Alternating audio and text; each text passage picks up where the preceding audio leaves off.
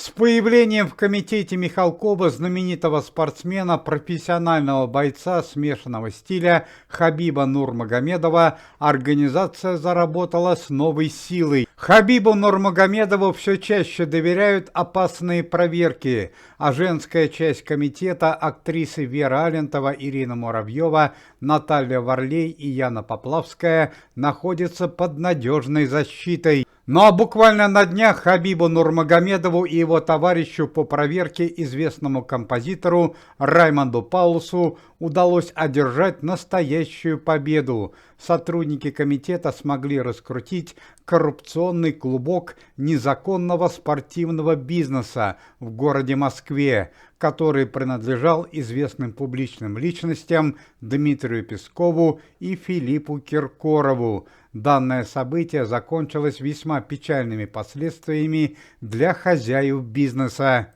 Тщательно спланированная операция, которую готовили не один день Хабиб Нурмагомедов, Раймонд Паулс и Следственный комитет, дала потрясающие эффективные результаты. Сначала была установлена слежка, в результате которой определили, что в Москве работает 4 закрытых частных ипподрома, а также несколько клубов по спортивным боям. Сотрудникам комитета удалось установить, что хозяином данных заведений является известный публичный человек, однако до определенного момента его фамилия была неизвестна. Спустя какое-то время удалось установить, что в узких криминальных кругах данный человек носит прозвище «Таракан». Каково же было удивление сотрудников организации, когда они узнали, что под столь неожиданным именем скрывается известный общественный деятель Дмитрий Песков. Сначала Хабиб Нурмагомедов и Раймонд Паулс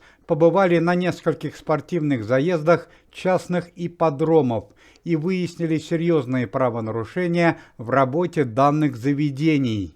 Оказалось, что победители спортивных скачек определяются заранее, еще до спортивного заезда, и данные победители известны только узкому кругу лиц, в том числе и Дмитрию Пескову. Зная заранее победителей спортивного заезда, Дмитрий Песков и его товарищи ставили большие денежные суммы на определенную лошадь и в итоге выигрывали колоссальные финансовые средства. Однако Хабиб Нурмагомедов и Раймонд Паулс решили не спешить и полностью убедиться в своих догадках. Тогда они решили устроить и проверку спортивных клубов, где проходили спортивные бои.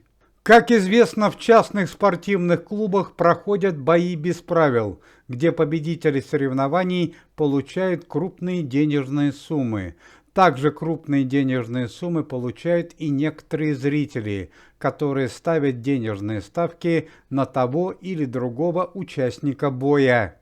Однако и здесь Хабиб Нурмагомедов и Раймонд Паулс обнаружили незаконную схему бизнеса. Удалось установить, что многие участники соревнований заранее знали, в каком бою им нужно проиграть или выиграть, что не соответствует спортивным правилам. И опять в данном деле оказался замешан Дмитрий Песков, который являлся хозяином и данных заведений. На этот раз сотрудники комитета товарищ Нурмагомедов и Раймонд Паулс уже не стали медлить и прямиком направились в кабинет Дмитрия Пескова. Первым в кабинет Дмитрия Сергеевича вошел уважаемый композитор Раймонд Паулс, который является очень воспитанным человеком и большим интеллигентом. Увидев сотрудника комитета почтенного возраста, Дмитрий Песков не почувствовал особой опасности и отказался отвечать на вопросы Раймонда Паулса. Более того, он потребовал, чтобы известный композитор